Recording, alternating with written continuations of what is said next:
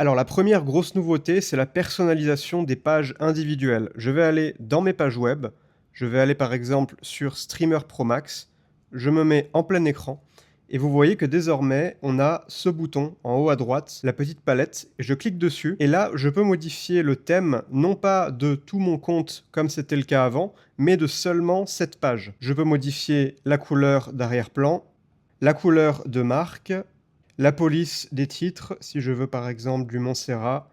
Pour la police de corps, imaginons que je veux Nunito. Donc là, je contrôle le design uniquement de cette page-là. Pareil pour le bouton. Si je veux que le bouton soit rouge, je peux évidemment passer sur un thème clair, faire quelque chose d'un peu plus contrasté comme ça. Mais là, si je vais sur mon site, vous voyez que sur mon site, c'est toujours mon thème de base. Alors que là, sur la page a son propre style maintenant. Je peux à tout moment cliquer ici sur réinitialiser.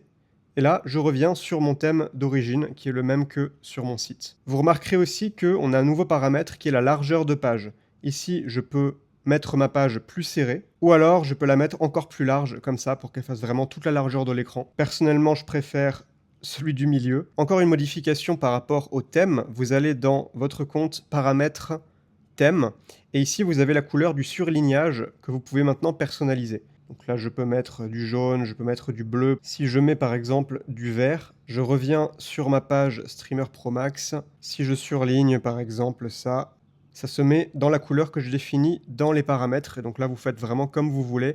Vous avez désormais plus de personnalisation dans Tiny Pages. Et dernière petite nouveauté sur la personnalisation, vous pouvez désormais choisir la couleur exacte pour le texte. Donc ici, je vais dans couleur. Vous voyez que j'ai quelques presets de base, rouge, vert, bleu. Et si je clique ici, je peux choisir la couleur que je veux. Donc ça, vous étiez aussi nombreux à le vouloir. Mais là, vous pouvez vraiment choisir votre teinte à vous en fonction de vos préférences. Deuxième grosse nouveauté, on va aller faire un tour du côté des produits. Je vais par exemple cliquer sur Streamer Pro Max. On est ici dans les paramètres du produit. Je descends un petit peu. Et vous voyez qu'ici, on a Order Bump et Upsell. Ça existait déjà. Mais désormais, on peut rajouter un deuxième Order Bump. Par exemple, je choisis ce produit, j'enregistre. Je vais aller voir la page de commande de ce produit Streamer Pro Max. Et vous voyez que j'ai maintenant deux order bumps. Donc je peux faire deux offres additionnelles sur la page de commande. Mais c'est pas tout, vous pouvez aussi faire la même chose avec les upsells. Ici, si j'active l'upsell, donc pour rappel, l'upsell, c'est l'offre qui sera proposée après la commande, non pas sur le formulaire de commande, mais juste après. Ici, de la même manière, je peux activer le deuxième upsell. Et donc quand la personne validera sa commande, elle sera redirigée d'abord sur la première page d'upsell qui lui proposera l'offre que je définis ici, par exemple la bourse facile, je peux mettre une réduction. Et si je veux mettre une deuxième page d'upsell une fois qu'elle a accepté ou refusé la première offre upsell, je peux par exemple mettre celui-ci qui lui sera proposé juste après. Et une autre grosse nouveauté par rapport aux upsells, c'est que désormais, vous pouvez modifier les pages d'upsell. Ça nous a été beaucoup demandé, donc désormais c'est possible. Il suffit d'aller dans les pages web, je vais sur Streamer Pro Max ici, et vous voyez que quand je suis dans les pages liées à ce produit, j'ai la page d'upsell, là, la bourse facile, et la page d'upsell, ici, One Person Business, et je peux modifier ces pages. Je peux mettre par exemple une vidéo, je fais / vidéo, je peux mettre par exemple ici une vidéo de vente, voilà. Je peux rajouter du texte avec un petit peu de copywriting. Cette partie-là ne peut pas être modifiée parce que c'est la partie fixe qui récapitule l'offre upsell avec le tarif, la réduction, oui ajouter à ma commande ou non merci, je ne souhaite pas profiter de cette offre. Mais sur la partie avant cette carte produit, vous avez tout le contrôle exactement comme sur une autre page classique. Donc ça nous a été beaucoup demandé, c'est désormais possible et vous pouvez le faire sur les deux upsells, je précise. Vous pouvez y accéder ici depuis la sidebar quand vous êtes dans les pages liées au produit. Ensuite, nouveauté suivante, je vais ouvrir une page, par exemple celle-ci. Imaginons que je veux refaire des produits similaires et donc que j'ai envie de réutiliser cette structure de page de vente. Et bien désormais, tout ce que j'ai à faire, c'est cliquer ici sur 3 petits points et là, je peux transformer en template. Donc je clique sur transformer en template, le template a été créé, je clique sur voir le template.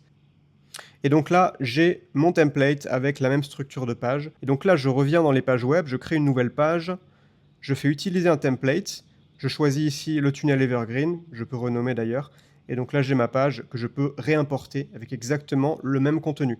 Et sachez que ça, vous pouvez aussi le faire pour des emails. Par exemple, cet email que j'ai prévu aujourd'hui, que j'ai programmé, je peux le transformer en template, voir le template, Et voilà, là, c'est un template d'email. Et si je reviens dans les emails, nouvel email, utiliser un template, et le voici. Donc là, vous pouvez créer des structures réutilisables pour gagner du temps.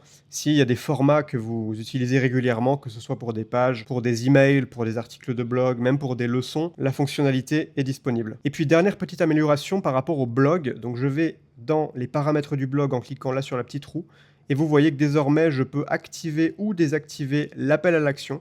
Donc pour rappel, l'appel à l'action, il se trouve en fin de vos articles. Par exemple, si je vais sur cet article, voir en ligne, je scrolle jusqu'en bas et ici, j'ai cette petite section « Tu as aimé cet article ? Entre ton mail pour ne pas rater les prochains » avec un formulaire d'inscription. Ça, c'était déjà là, mais désormais, si vous voulez l'enlever, c'est possible. Et vous avez aussi affiché la date de publication des articles.